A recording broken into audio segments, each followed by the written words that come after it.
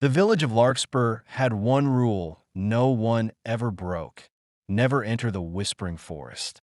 It stood at the edge of the world, dark and silent, its towering trees older than memory itself. Children were warned that the forest was alive. Adults spoke of it only in hushed tones. Some said it protected ancient magic. Others said it consumed those who sought it. Ellora had never believed in stories until the night the wind spoke her name. She was standing outside her small cottage, watching the moon drift behind slow clouds, when she heard it. Ellora, she froze. It was not loud. It was not human. It was the sound of leaves brushing together. Yet somehow it formed her name perfectly. Her heart pounded.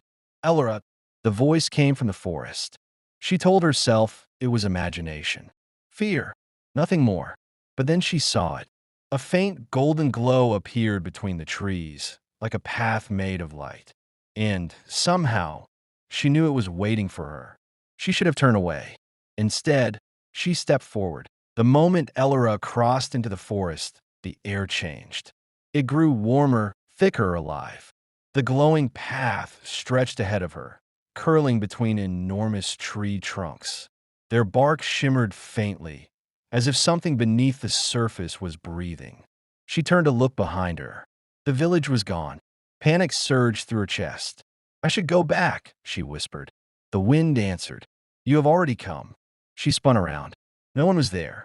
Her breath trembled, but something deeper than fear pulled her forward. The golden light pulsed gently, guiding her. As she walked, she began to hear whispers. Not words, memories. Laughter from her childhood. Her mother's voice, long gone.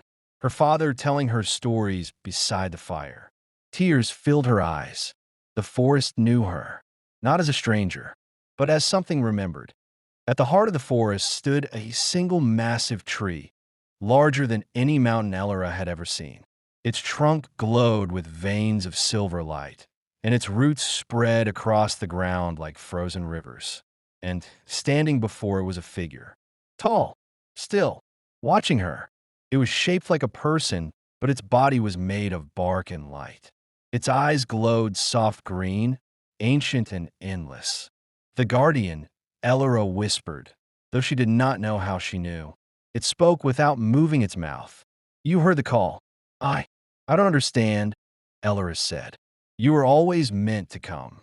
The Guardian raised its hand, and Ellora felt something stir inside her chest. Warm, bright. "Magic lives in those who listen," it said. "But magic requires choice." The ground trembled. The glowing tree flickered. "Someone has broken their promise," the Guardian continued. "The forest is weakening." Ellora's heart raced. "Why me?" The Guardian stepped closer. "Because you're not here to take." It paused. "You are here to protect." The forest shifted.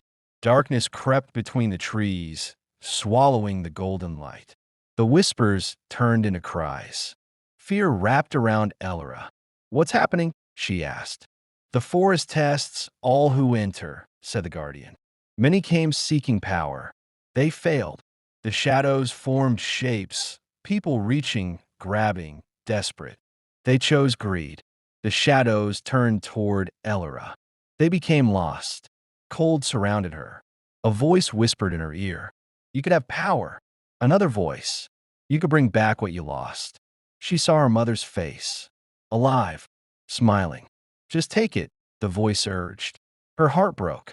She wanted it more than anything. But she remembered the pain in the forest, the fear, the weakening light. If she took the magic, the forest would die, and everything within it. Ellora closed her eyes. "I don't want power," she said softly. The shadows trembled. "I want the forest to live." The darkness shattered. Light exploded around her. The great tree blazed brighter than the sun. The Guardian knelt before her. "You have chosen selflessness." A warm light flowed from the tree into Ellora's chest. It did not hurt. It felt like becoming whole. "You are now bound to the forest," the Guardian said. Ellora gasped. "I can't stay here forever," she said. "You will not." The guardian touched her forehead. You will carry the forest within you. The light softened. The forest will live as long as you protect its balance. Elora felt its heartbeat. Steady. Strong.